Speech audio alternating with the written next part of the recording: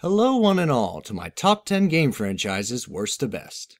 Starting off this list is a franchise that is all about exploration and isolation. Number 10 goes to Metroid.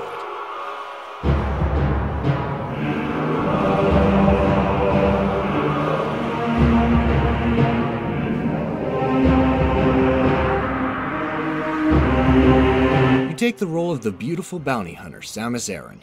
Players are left stranded on alien planets, abandoned space stations, and parallel universes in their fight for survival, against a variety of extraterrestrial menaces, ranging from the ruthless space pirates to the title-named Metroids. The reason I love this series so much is because it really captures the feeling of being alone on an unknown planet.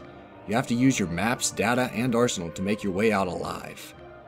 With atmospheric soundtracks, gorgeous visuals, and an abundance of helpful tools and tricks to add to the experience, it's easy to see why Nintendo's Metroid made the list.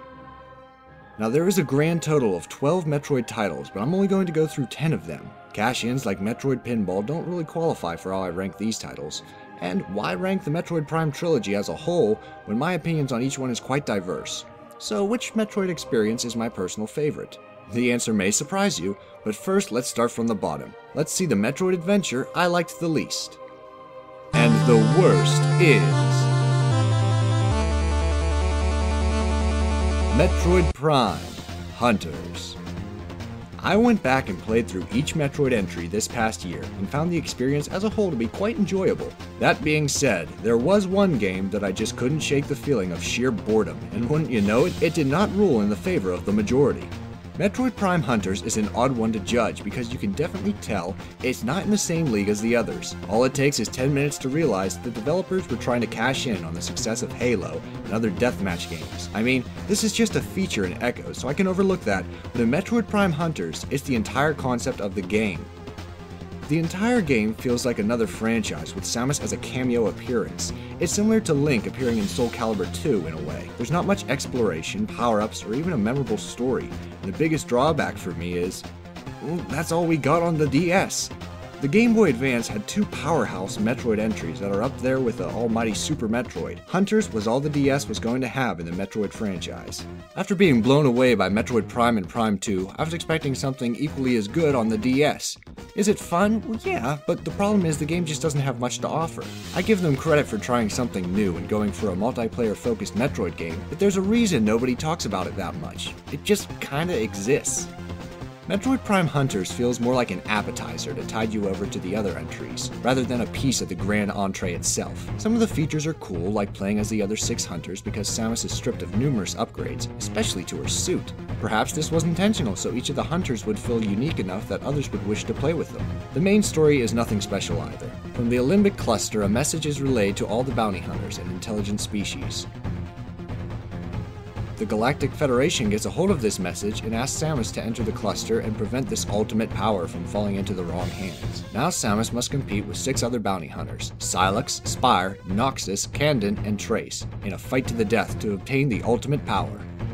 Happy Hunger Games, and may the odds be ever in your favor. I also think time plays a big part in this game's value as well. I can't imagine the networks that ran the online multiplayer to be nearly as active as they once were. And being the game's biggest selling point, it only feels like half a game when you play it now. And that's why it gets the worst label. It's a fun time waster, don't get me wrong, but it doesn't really offer anything memorable or stand out. It just fills space. Next up, Metroid 2, The Return of Samus. Following suit of Castlevania, Mario, and Zelda, the Metroid series decided to do things a bit differently for its sequel, and as always, it's considered the black sheep of the bunch. Now I found much more enjoyment out of this compared to Hunters, but it still felt monotonous. The entire premise for this one is that the Galactic Federation wishes to nip it in the bud and orders Samus to eradicate all of the Metroid specimen on their home planet SR-388. Samus must take down every last one of them leading up to their crocodilian queen. Now, unlike Planet Zebes from the original Metroid, the home planet SR-388 is structured by layers, and Samus can only progress by lowering the lava level after defeating a certain number of Metroids. As the number of remaining Metroids starts to lower, more areas open up. And yeah, this does shake up the formula a bit, but it gets real repetitive to go through. Half the time I was just running through the motions. Oh no, it's a Metroid. Missile, missile, boom, yay! Now I only have 30 to go. Alright, yeah, maybe this shouldn't be what's going through my mind when playing a Metroid game. Maybe it would be more special if a majority of the Metroids were different from each other. But here, there's only about 5 types in the Queen, so prepare to kill the same faces again, and again, and again. Another complaint I have is this game's soundtrack. It has one good song, while the rest ranges from unmemorable to migraine-inducing. I used to have a problem with Samus's sprite size in this game, but you know what? Playing through it again, it's not too bad. You are a bit of a target compared to other games, but it does offer a sense of claustrophobia and makes you feel the need to be more precise with your shots. I will give this game praise for one thing though. I will. Its ending. Upon eradicating the Queen, we are treated to one of the best moments of the franchise. Samus comes across a Metroid hatchling, which doesn't attack her, but instead buzzes around her, believing Samus is the hatchling's mother. Samus can't bring herself to shoot down the hatchling, and instead decides to take it back to the Galactic Federation for studies. These events lead into the intro of Super Metroid, and without this game, that intro wouldn't be nearly as powerful. Return of Samus is in dire need of some revamping. Much like how New Super Mario Bros. Showcases Nintendo returning to Mario's roots, and A Link Between Worlds seems to be doing the same thing with Zelda, a remake of Return of Samus for the 3DS might be the best way to ensure fans that they still know what it takes to create a classic Metroid game. And, with a reworked story, gorgeous visuals, and perhaps more variety when it comes to the Metroids on planet SR388, this might keep the Metroid fanbase a bit more tame. They could use it too, because our next title to discuss is quite the doozy. Join me in the next part as we take a look at what I certainly don't consider the worst, but definitely not the best. Say it with me now. Metroid Other M.